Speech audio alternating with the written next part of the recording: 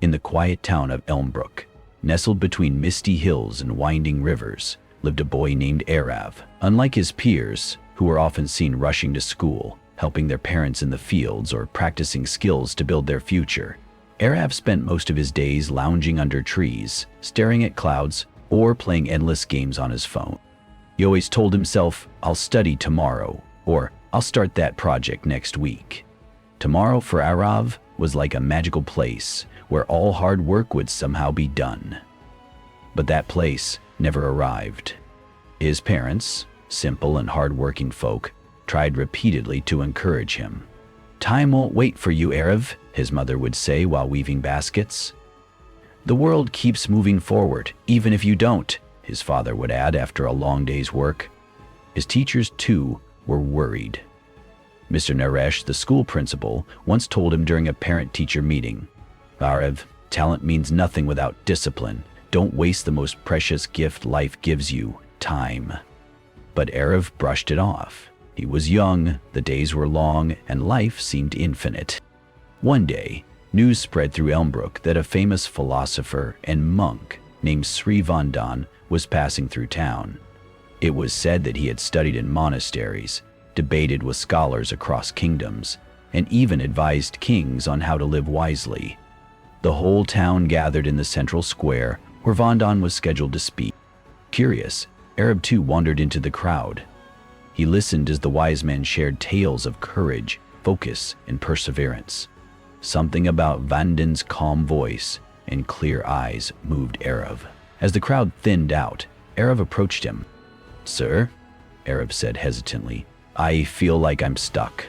My friends are ahead in school, my parents are disappointed. I don't know how to fix this. Can you help me?"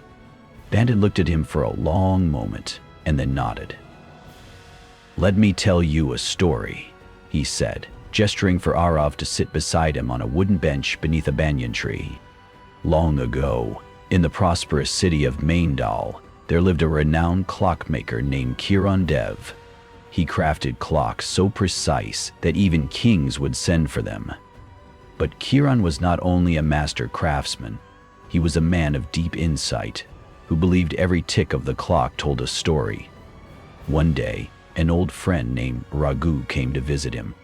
Raghu had once been a bright young man, full of ambition and charm, but now his clothes were worn, his eyes tired, and his pockets empty. "Raghu," Kiran exclaimed warmly, "what happened to the young man who dreamed of building ships and traveling the world?" Raghu sighed. "I don't know, Kiran. I kept waiting for the right time. I postponed everything, always believing I had more time, and somehow, years just slipped by." Kiran nodded slowly. "Then let's do something," he said.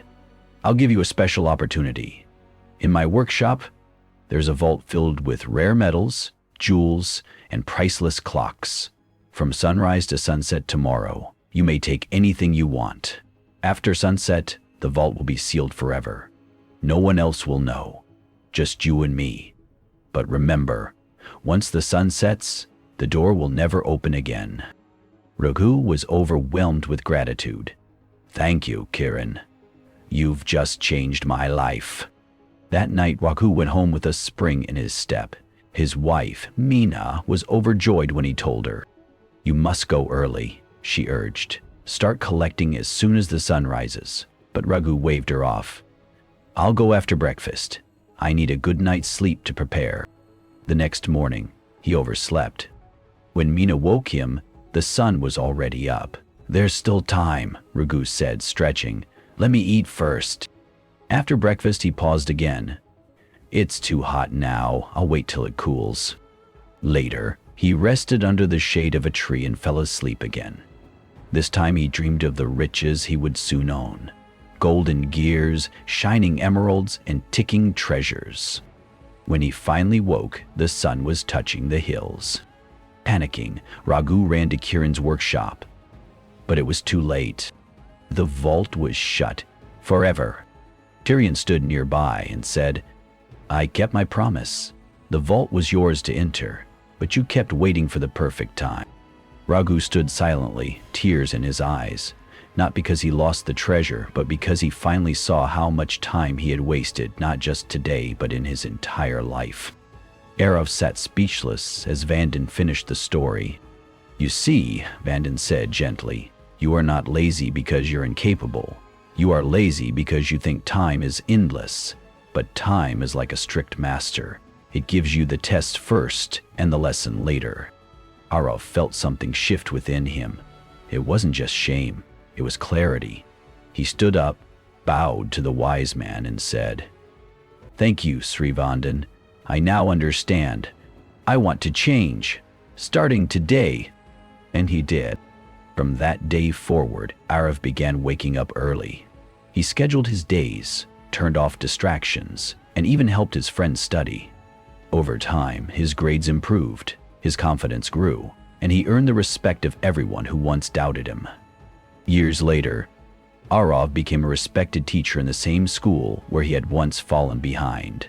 And every year he would tell his students the story of the clockmaker's promise, hoping they'd realize the same truth he once learned the hard way. Time never waits, but it always rewards those who honor it. Time waits for no one. Those who delay their actions in search of the perfect moment often lose their greatest opportunities. True success begins the moment you stop postponing and start acting. Honor time, and it will honor you back.